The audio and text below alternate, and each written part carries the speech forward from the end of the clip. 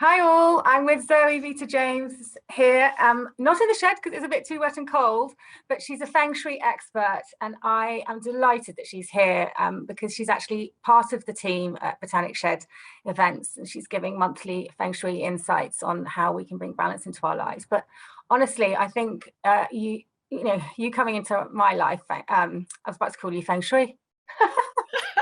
It was absolutely like perfect. And it's very, very auspicious, the story you just told me about why you changed from being in a very successful banking career to doing Feng Shui. And I love the magnetism of how we met up. And I do remember how you just walked up to me after having had an absolutely petrifying time on a panel doing public speaking for like the second time. And I loved it actually. But very well. You came up to me and fast forward, we're here now.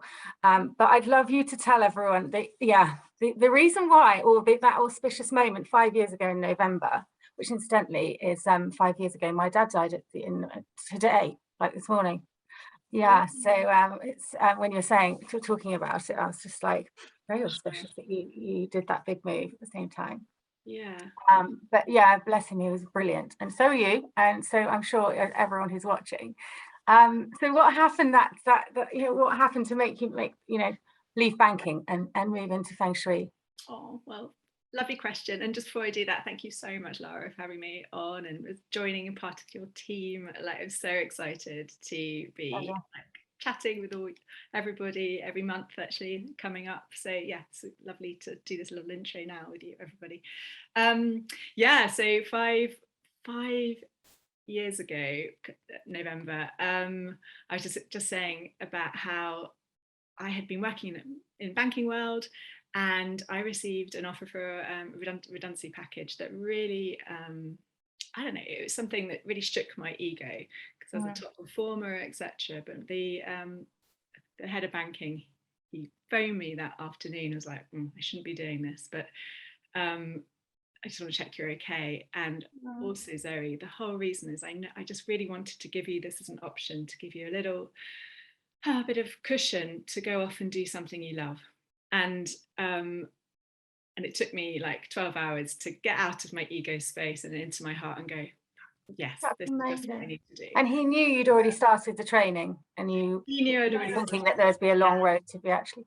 Yeah, and it was so scary to leave the security of the city world to follow what my heart was telling me to do. And yeah, I guess it was auspicious because I knew that in my chart that was a month that comes around every 60 months.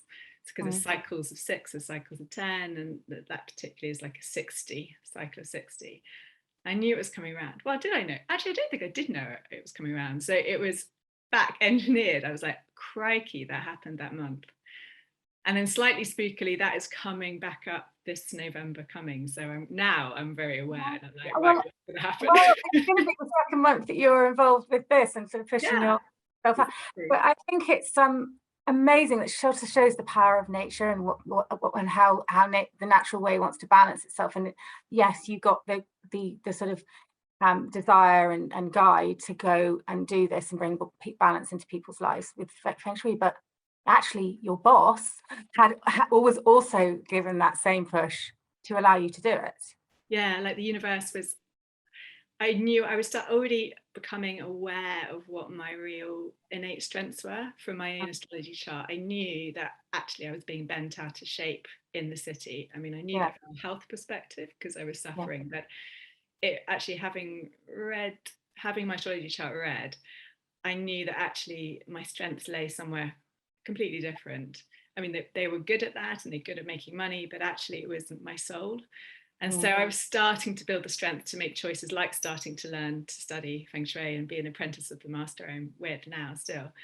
But yeah, as you say, the universe then helped give me a little nudge that I needed to do it. So yeah, it's choices and energy coming together, which is all about my practice. It's like knowing, having the wisdom to know what your choices are and when the energy's behind you, and then things happening. Letting the sail go, yeah.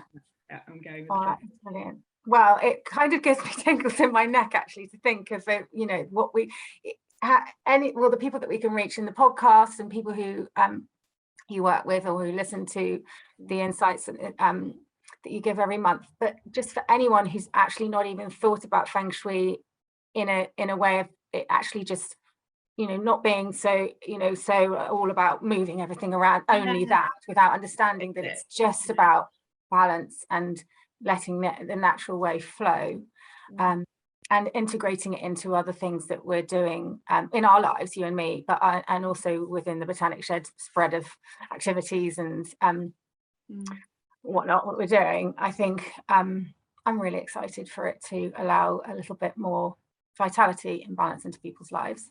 Absolutely. Me too. So how is it? How would you describe it, being a Feng Shui expert, and what are your clients' responses over the last few years? Yeah, that's a really good question. Like, what is it almost? Do you want me to Yeah, like what how does it make you feel? What's the experience like, and what do the clients? Yeah.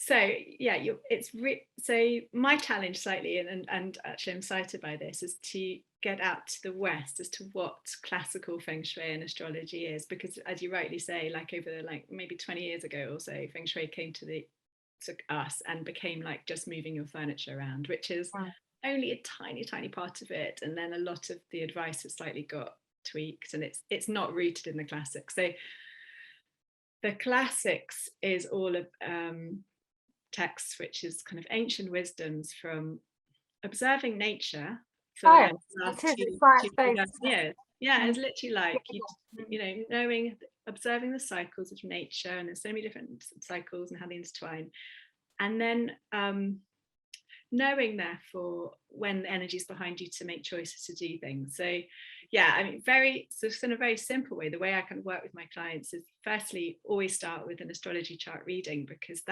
through that I can read people's souls, for a better word. But I find clients always at the end say, oh my gosh, I now understand myself, or someone now understands me, like the heart of me, and it's a wonderful kind of moment when they're like, wow, I now feel understood. I now really know what my strengths are. I now know where I've made choices in the past that probably haven't served me.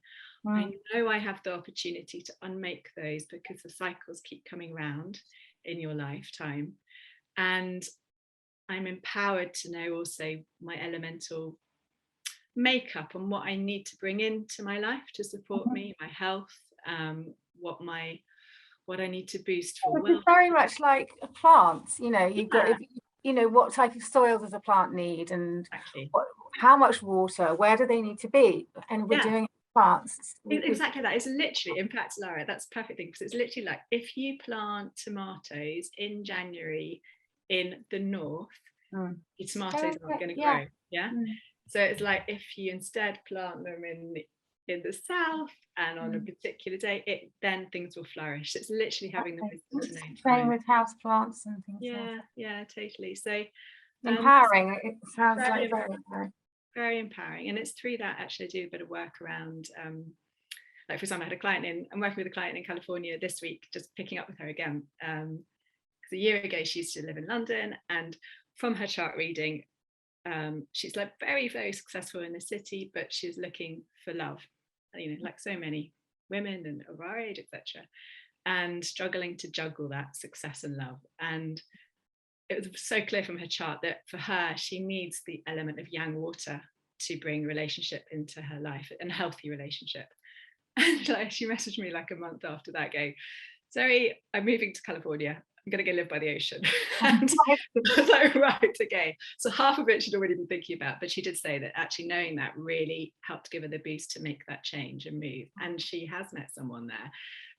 And this week actually, so that's kind of the astrology part. And then I looked at the house she'd bought in California, and she just bought another one actually, and she's deciding which house to move in and which one suits her best. So this week I'm working on. She's in a very lucky position to be able to make those. I know.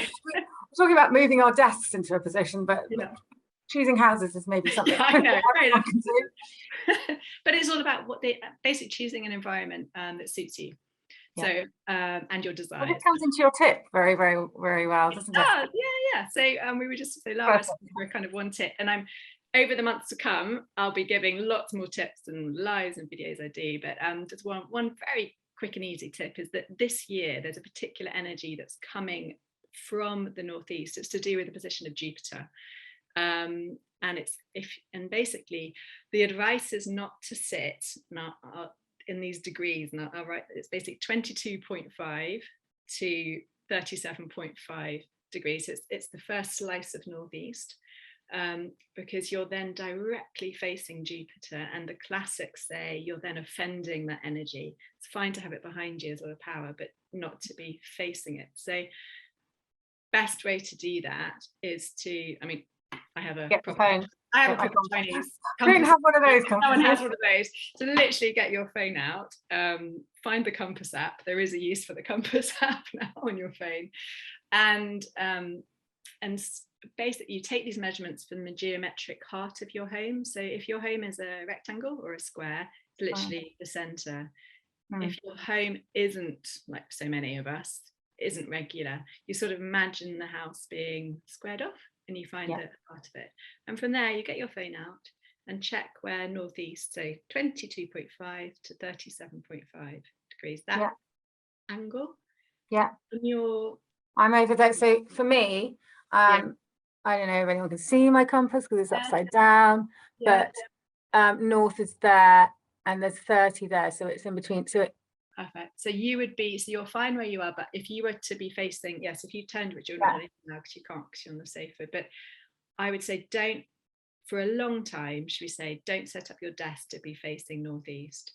And if it is facing northeast, it's so simple. You just shift your chair and the direction of the screen, just so you're sitting at an angle, so you're more north or east rather than northeast.